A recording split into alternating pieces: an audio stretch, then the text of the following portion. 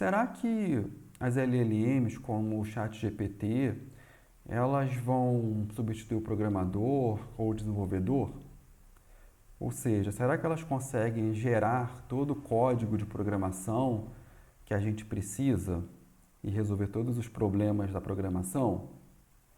Então, no vídeo de hoje a gente vai discutir um pouco sobre essa questão e trazer algumas informações relevantes baseadas em pesquisas científicas sobre esse tema.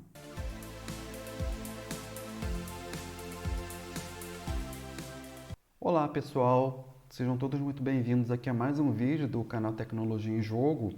Para quem não me conhece, meu nome é José Ricardo, eu sou professor e pesquisador, atuo aí na área de computação gráfica, inteligência artificial, jogos, desenvolvimento de jogos. E se você já curte esse tema, tem interesse por aprender mais um pouco desse tema e é novo por aqui, já aproveita e se inscreve no canal, já dá um like nesse vídeo se gostou já desse tema que a gente vai falar hoje. E não esqueça aí de ativar o sininho para você receber uma notificação sempre que eu colocar um vídeo novo aqui no canal.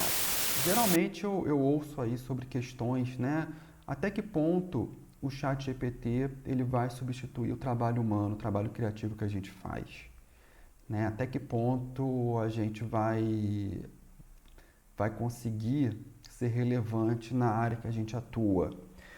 E isso focado aí na área de programação, tá? Que é a área que eu atuo. Então, eu escuto muito questionamento sobre isso, porque hoje a gente sabe que a gente coloca uma informação ali no chat GPT, a gente pede para ele criar um código para a gente, e aquele código ali, por um passe de mágica, ele acaba sendo produzido, a gente só copia e cola muitas vezes e usa esse código para resolver os nossos problemas, Mas eu, apesar de trazer esse tema para cá, eu ainda acredito que o desenvolvedor ele ainda é necessário, tá? Porque independente do que a gente vai avaliar aqui, o desenvolvedor ele ainda é necessário porque o chat GPT ou qualquer uma dessas LLMs, Large Language Model, são muito restritas, tá, pessoal, em termos de criatividade, O desenvolvedor, ele não existe somente para criar código.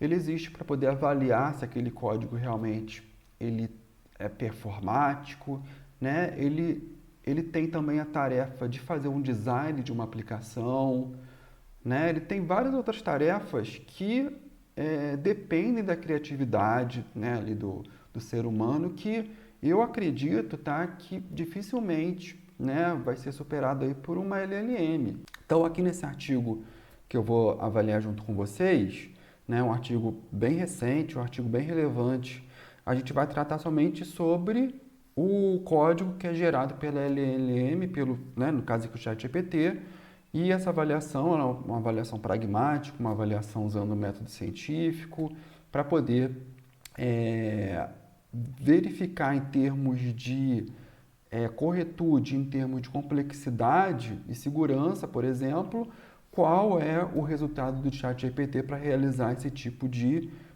atividade, uma atividade de geração de código. Então vamos lá, vamos analisar aqui esse artigo, pessoal. Bom, pessoal, então vamos lá. Esse daqui é o artigo que eu comentei com vocês, que eu quero tentar discutir aqui um pouco. No need to lift a finger anymore. Assessing the quality of code generation by ChatGPT.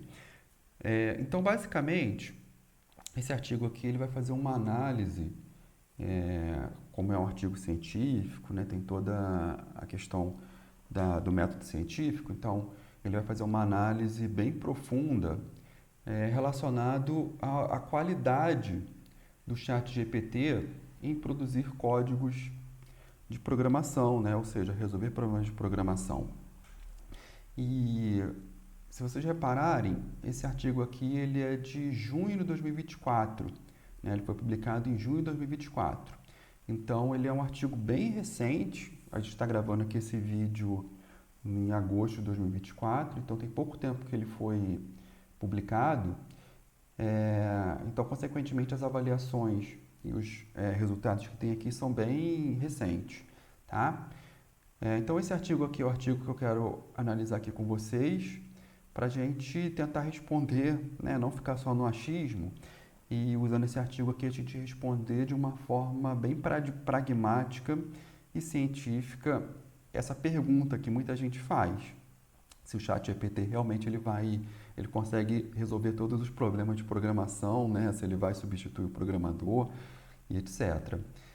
Então, para ele fazer essas análises, assim como eu comentei com vocês, todo método científico ele precisa ser bem rígido em relação às avaliações, né, e às metodologias de avaliações que eles usam.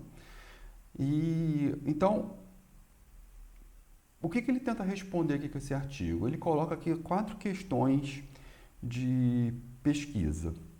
Então, a primeira questão é: o código gerado é funcionalmente correto? Então, ele vai avaliar se o código que o ChatGPT gerou ele foi gerado de forma correta, ou seja, se ele consegue resolver aquele problema que foi colocado. A segunda questão de pesquisa é: a eficiência no processo de correção do código está ok? Ou seja, a gente pode resolver um problema de programação usando várias abordagens, né? A gente tem uma abordagem que pode ser um pouco mais eficiente, uma abordagem que realmente ela pode ser considerada mais eficiente em relação a outras. Então, como exemplo, a gente tem um algoritmo de ordenação chamado Bubble Sort e a gente tem um algoritmo de ordenação chamado Quicksort. Os dois resolvem o mesmo problema, mas o Quicksort ele é bem mais rápido, né, se comparado aí com o Bubble Sort. Bom, a terceira pergunta, né, a terceira questão aqui de pesquisa é a complexidade do código produzido. Então, ao mesmo tempo que você tem a eficiência, a gente pode também medir a questão da complexidade de um algoritmo, do código, né, que foi produzido. Então, a gente pode, por exemplo, usar linhas, né, uma métrica chamada LOC, que é Lines of Code, para poder fazer né, tentar chegar numa complexidade e calcular essa métrica. A gente pode, por exemplo, usar uma métrica que é relacionada aos quantidade de desvio que você tem no seu código, né? Então, tem várias métricas que a gente pode usar para poder definir a complexidade de um algoritmo. E a outra pergunta, outra questão de pesquisa é a segurança do código gerado. Então, até que ponto esse código que foi gerado para mim ele é seguro? Quando a gente fala de segurança, a gente pode, por exemplo, trazer aqui a questão de buffer overflow, né, em C. A gente pode trazer aqui ponteiros inválidos em C também. Então, isso tudo faz parte aí da questão de segurança que é avaliado nesse artigo. E como eu comentei também, um artigo científico ele precisa ter realmente uma metodologia científica para ele poder ser avaliado, né? Então, como é que eu vou responder essas questões usando aí o método científico? Então, para esse artigo aqui, ele definiu, primeiramente, ele teve que definir qual o dataset de treinamento que ele vai usar do ChatGPT, né? Então, assim como toda LLM, ele precisa ter um dataset para treinamento. Então, nesse caso aqui, ele considerou o ChatGPT com treinamento em 2021, tá? Então, consequentemente, toda a informação produzida a partir de 2021 não está na base de treinamento do ChatGPT, né, da LLM. E por que isso é importante, pessoal? Porque para ele fazer essa avaliação dessas perguntas que eu coloquei aqui para vocês, ele precisa dos problemas, né? Ele precisa buscar esses problemas que vão ser resolvidos e vão ser avaliados, tá? E para ele pegar, para ele selecionar esses problemas, ele usou aqui, ó, o site LetCode. Tá? Esse site LetCode, ele é um site onde você tem várias questões, né, vários problemas, e esses problemas, como vocês podem ver aqui, eles estão agrupados, né, em diferentes domínios. Então, aqui, por exemplo, eu tenho um problema de estrutura de dados e algoritmos, né, tem um problema de... Deixa eu pegar aqui. Tem um problema de linguagem SQL, tem um problema de grafo, tem um problema de arrays, então tem vários grupos de problemas, tá? E basicamente esse artigo, ele definiu algumas questões, né, algumas questões que vão ser utilizadas através desse site, né? E ele pegou, para ser mais preciso, ele pegou 728 problemas desse site aqui para poder resolver com o ChatGPT, tá? E só explorando um pouco, só mostrando aqui um pouco para vocês desse site, né? Você pode vir aqui, por exemplo, eu quero resolver, vamos pegar aqui, vou entrar aqui nessa aba de problemas. Então aqui ele vai te listar diversos problemas e aqui eu tenho a dificuldade do problema, né? Desse problema aqui que está sendo colocado. Então, por exemplo, eu quero... Vamos dar uma olhada nesse problema aqui, tio Sam. Então, esse problema aqui, tio Sam, ele coloca aqui para você, né? Ele te dá aqui um contexto, o que é o problema que você precisa resolver. Aqui embaixo, ele te dá um exemplo, né, de como esse problema ele pode ser resolvido, ou seja, ele te dá um input e ele te dá qual o output esperado. Além disso, ele te dá uma explicação, né, de como aquilo ali foi resolvido, tá? Então, repare que ele te dá aqui 3 exemplos, né? Te coloca aqui para você também algumas restrições para resolver esse problema. E esse problema aqui, ele é o quê? Ele te dá um array de números, né? Então, aqui, por exemplo, 2, 7, 11, 15, e te dá um target, ou seja, te dá um target 9 nesse caso.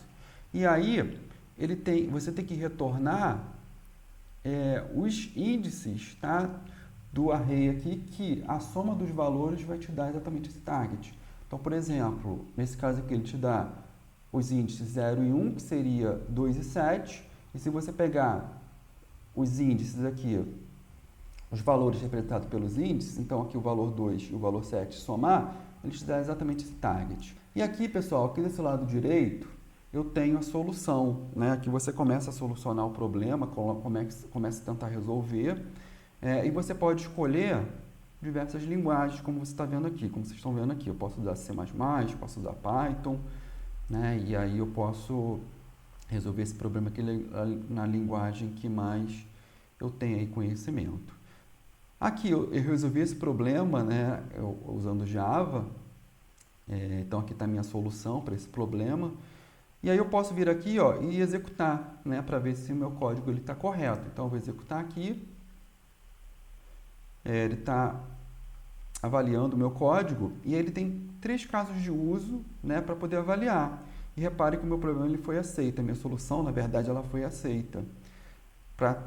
Por que ela foi aceita? Porque ela passou nesses 3 casos de uso, tá? Que tem entradas diferentes. E aí você pode vir aqui, olha, você pode vir aqui na submissão, né? E aí você vai ver que a minha submissão ela foi aceita e ela teve aí um percentual de 40%, né, de análise de complexidade.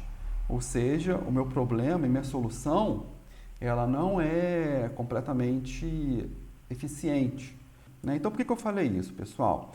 Eu falei isso justamente porque essa abordagem, né, esse artigo, ele usa 728 problemas do LetCode, tá? Para poder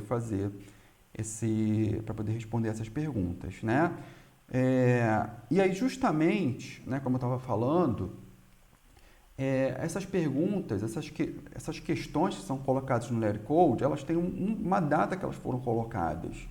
Então, como o artigo ele está usando o ChatGPT com treinamento 2021, Então, tudo que eu colocar a partir, né, de 2021, todas as questões que eu colocar a partir de 2021, elas têm uma probabilidade pequena de, né, de terem sido utilizadas durante o treinamento, tá? Então, o artigo, ele considera, ele agrupa, né, essas questões em questões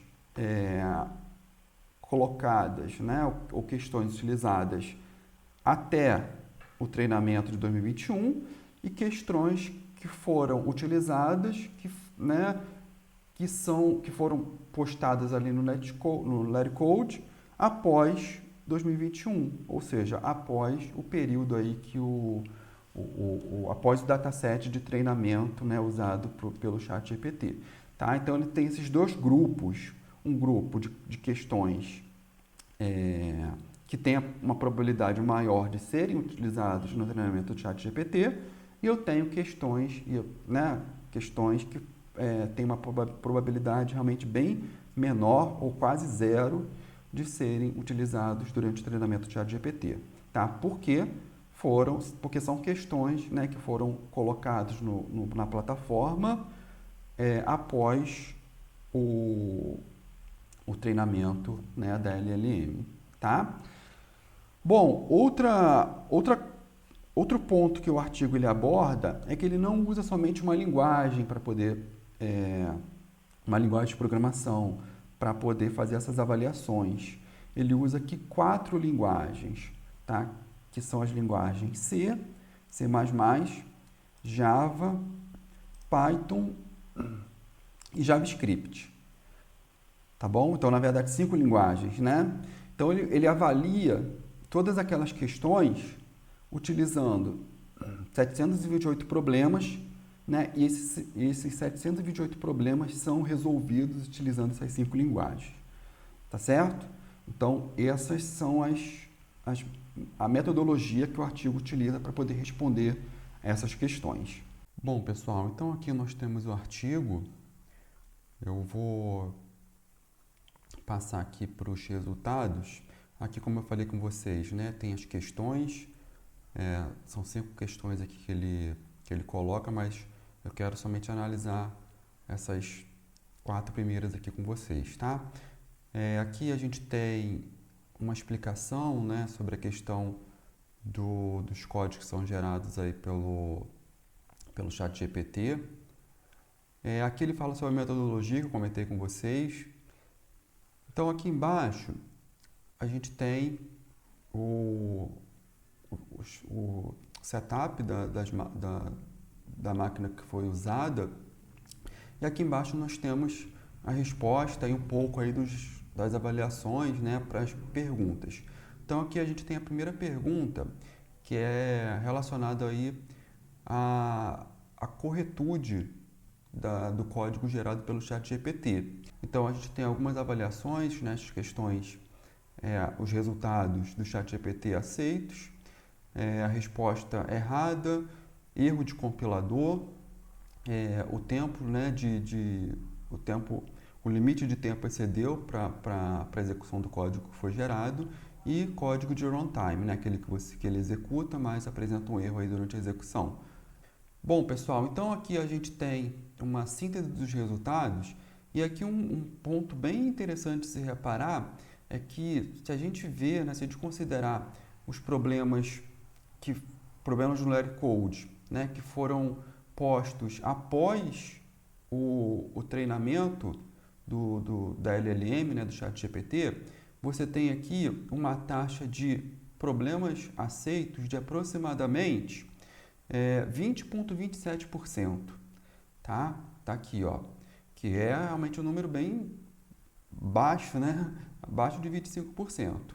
E se a gente considerar os problemas que foram usados lá do LetCode, e esses problemas eles foram postados antes do dataset de treinamento que foi usado pela LLM, a gente pode ver aqui que a taxa de acerto ela é de 68,41%.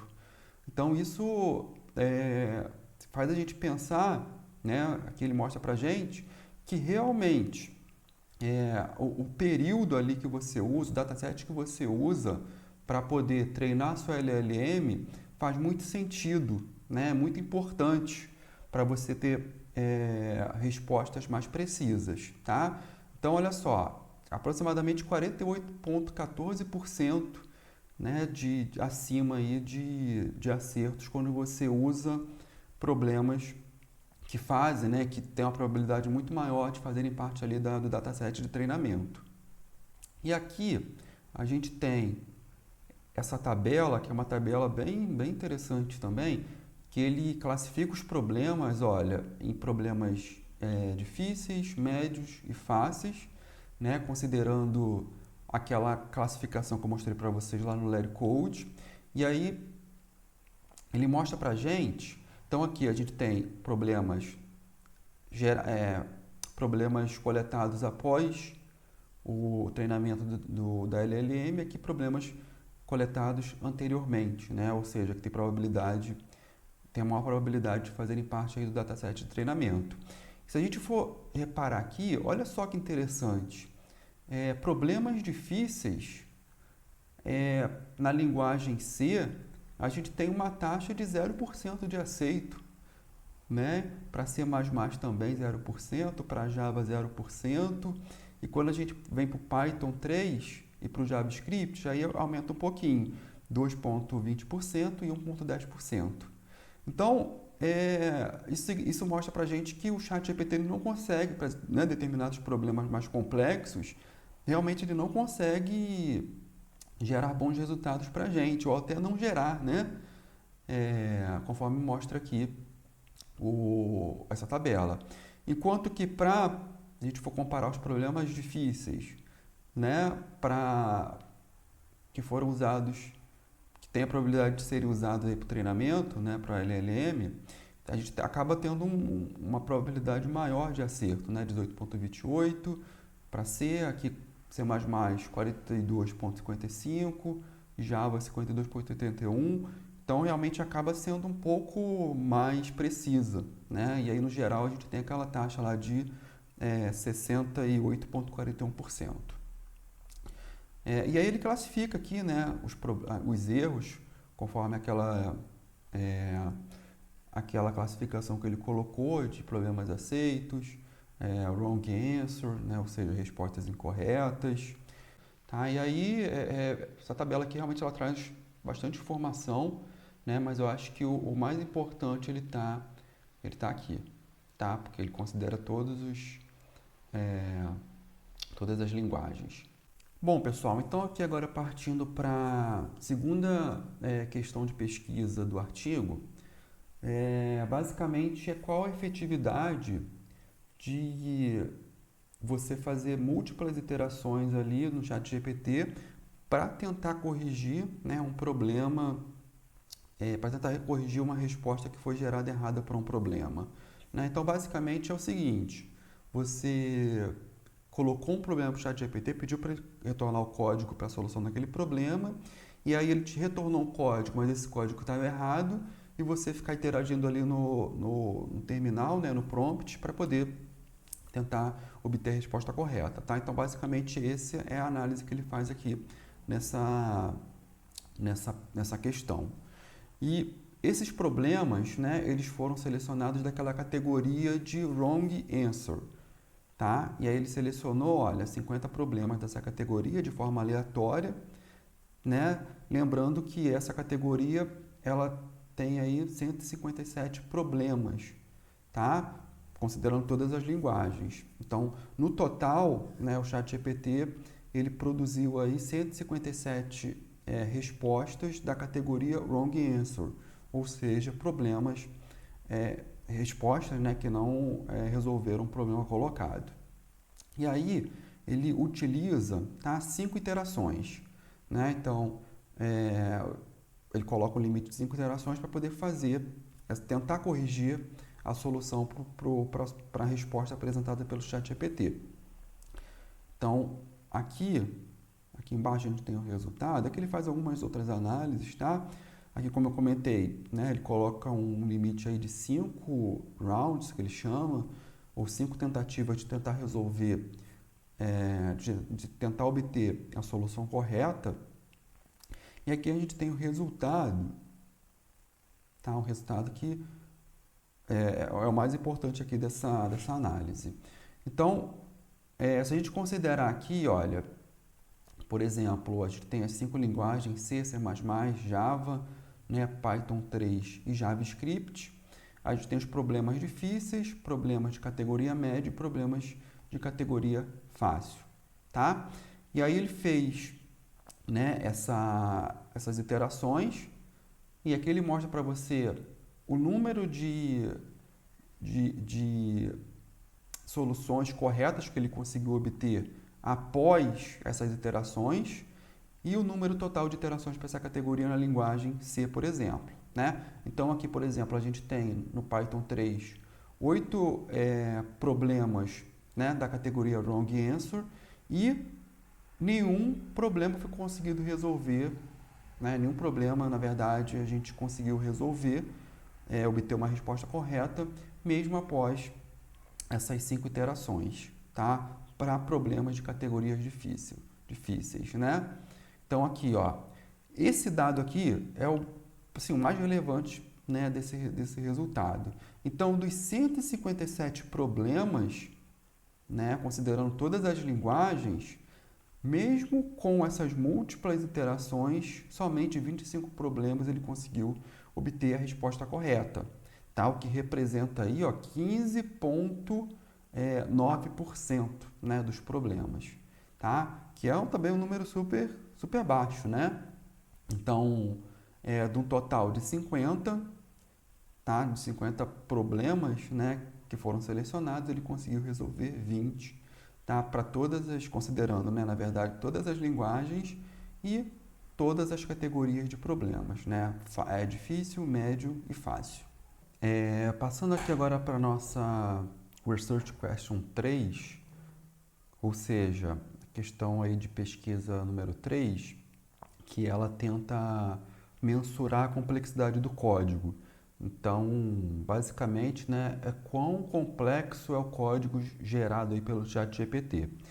E para isso, os autores aqui do artigo, eles usaram duas métricas. A complexidade ciclomática, né, que basicamente ela é uma métrica que mede quanto você tem de desvio no teu código, ou seja, quantas ramificações o seu código tem. Então, essa é uma métrica para você poder avaliar a complexidade. E a outra métrica que eles usaram é a complexidade cognitiva, ou seja, é uma avaliação, né, de quão legível é aquele código gerado ali, no caso aqui pelo ChatGPT. Então, isso é muito baseado na perspectiva humana, tá? Então, você precisa realmente de uma avaliação um pouco mais manual aqui para você chegar em alguma métrica aqui nesse caso. Então, para isso, quando a gente fala aqui de complexidade ciclomática, você tem uma documentação que ela fala que uma complexidade ciclomática ela é baixa se ela tem de 1 a 4. Você tem uma complexidade ciclomática, se esse valor ele é de 5 a 7.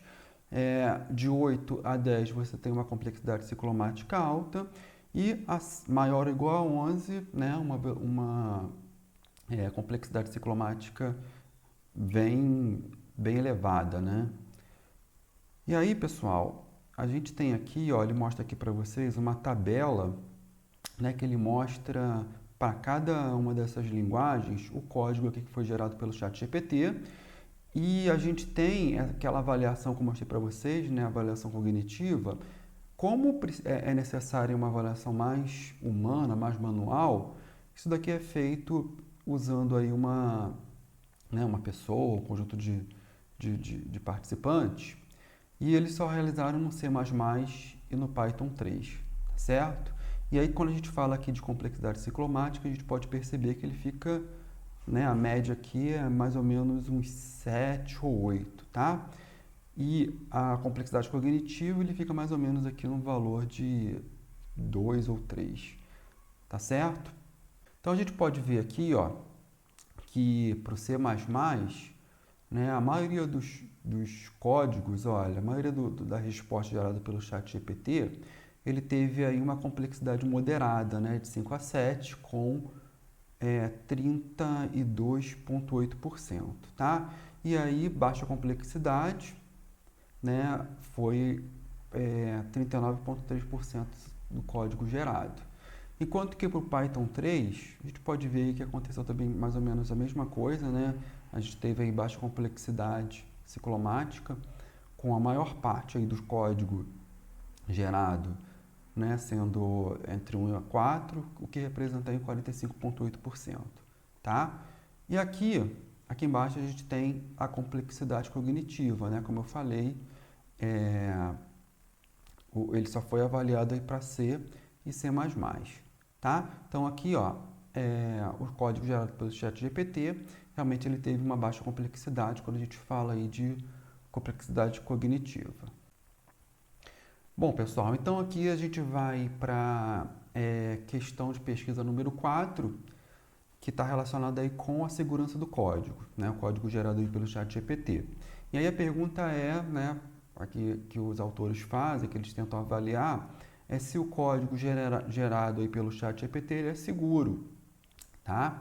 Então, e aí por questões de segurança, né, aqui eles basicamente eles tentam detectar se existe alguma vulnerabilidade relacionada à memória ou de ponteiro. Então, esses são as duas avaliações que eles fazem. E como a gente está falando aqui de vulnerabilidade de memória e de ponteiro, eles basicamente usaram somente as linguagens C, C++ e Java. Então, pessoal, para eles poderem fazer essa detecção de vulnerabilidade, eles utilizaram aqui uma ferramentinha chamada CodeQL, tá? Que está aqui, ó. E aí você utiliza essa ferramenta para detectar, né, essas vulnerabilidades em código. É uma ferramentazinha bem completinha, tá? Que vocês podem utilizar, né, se alguém tiver interesse, para poder fazer esse tipo de avaliação, tá? Então, os autores usaram essa ferramenta aqui. E aí, pessoal, a maior parte dos problemas que eles detectaram foi missing no teste, né? Que é basicamente o código que não havia teste para detectar se o ponteiro estava nulo ou não. Então, reparem que 168, né, trechos de código tinham esse problema, o que representa aí 91,8%, tá? E nesse teste também, eles tentaram utilizar aquela iteração, né, que eu comentei com vocês anteriormente. E aqui, ó, ele mostra para você nessa coluna de Fixed que de 5 códigos que eles detectaram esse problema, por exemplo, os 5 foram corrigidos através dessa interação com prompt, né, considerando aí um total de 5 iterações no máximo, tá bom? Enquanto que aqui, né, dos 168, ele teve 15 trechos de código sendo corrigidos, tá? Então, aqui tem uma tabela que ela mostra para vocês com mais detalhes nessas vulnerabilidades e o percentual para cada tipo de linguagem. E a gente pode ver aqui, ó, nesse sumário 1, né, que é o que interessa para a gente. Então, ele fala para a gente que a maior parte, realmente que a gente viu na tabela, né, a maior parte das vulnerabilidades nos trechos de código estavam relacionados aí com missing no teste, que representa 91,8% de todo o total, né, dos códigos gerados. Bom, pessoal, então queria trazer, né, uma avaliação de uma forma um pouco mais metódica para a gente poder verificar como é que o ChatGPT está gerando esses códigos, né, esse código aí de programação, resolvendo alguns problemas de programação, porque acaba que é uma questão muito recorrente. Será que o ChatGPT vai substituir o programador? Né? Tem muita gente que fica com essa dúvida. Então, acabou que esse artigo, acho que ele mostrou muito para a gente de que não é bem assim. Né? O ChatGPT ele ainda tem problemas para a geração de códigos, Claro que ele auxilia o programador, o desenvolvedor, mas muitas vezes você ainda precisa de uma intervenção humana, de um profissional que trabalhe nessa área. Tá? Então, esse artigo eu aconselho vocês a darem uma lida nele. Ele é bem denso, tá? Ele é bem completo. Realmente os autores ali fazem diversos tipos de avaliação, mas é uma avaliação bem recente, né? Bem metódica, que tem realmente um formalismo ali teórico, um formalismo, uma metodologia de avaliação, metodologia científica. Então, é bem confiável.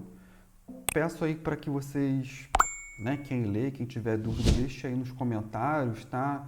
A dúvida, né? Ou gere um ponto aí de discussão. E é isso, pessoal. A gente se vê aí mais para frente nos próximos vídeos. Então, a gente vai ficando por aqui. Um grande abraço e até mais.